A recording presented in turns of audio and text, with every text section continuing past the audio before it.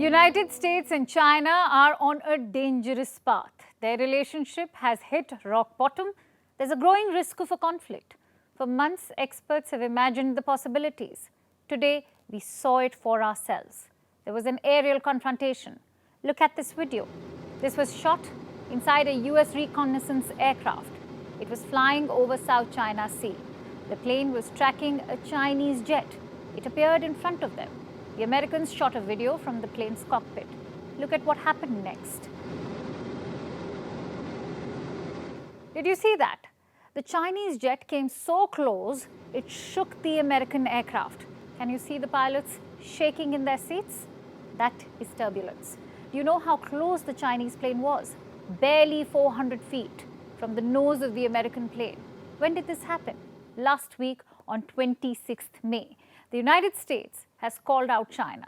They say this was an unnecessarily aggressive maneuver. Indeed, it was. Why did the Chinese do this?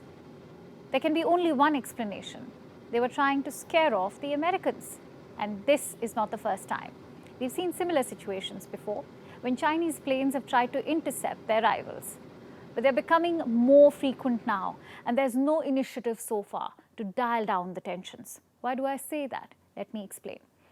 Here's where this face-off happened, the South China Sea. We did not know the exact area, but both planes were operating here. The South China Sea is one of the biggest flashpoints. There's a huge fight for control over these waters. On one side is China. It claims control over almost the entire South China Sea.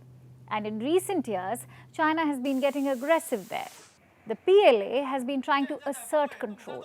They have seized reefs, set up small military installations. The PLA has stepped up patrols. They have chased off non-Chinese ships. It's a massive effort to dominate the region at large. Who's on the other side of this? There are 5 regional players: Brunei, Malaysia, the Philippines, Taiwan, and Vietnam. They have competing but sometimes overlapping claims. They have America on their side together. They reject China's claims.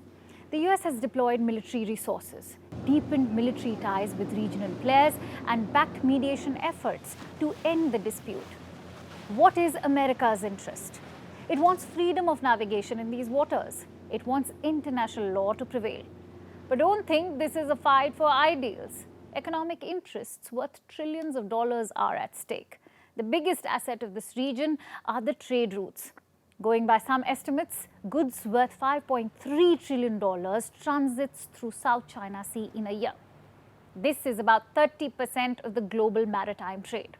$1.3 trillion worth of trade is with America alone. That's what is at risk for the US. And there's more.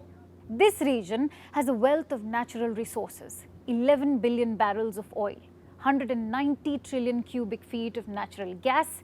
These reserves are more than what the world's biggest energy exporters have today. There's a lucrative stockpile of fisheries too. How much are we talking? 10% of the world's total. That's why so many players are vying for control over these waters. Freedom of movement is just one aspect. At the end of the day, this is about securing the natural resources. The US wants to thwart China's ambitions. The Pentagon remains undeterred.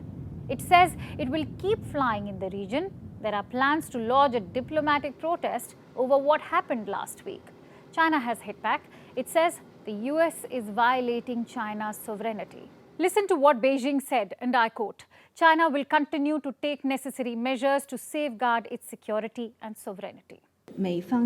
For a long time, the United States has frequently sent warships and planes to conduct close-in reconnaissance against China, which has seriously endangered China's national sovereignty and security. Such provocative and dangerous actions are the root cause of maritime security issues. Well, no one accepts China's sweeping claims over South China Sea. So don't expect the US or its allies to back down. The tensions will prevail. And in the absence of dialogue, there's a higher chance of an escalation. The US has tried to break the ice.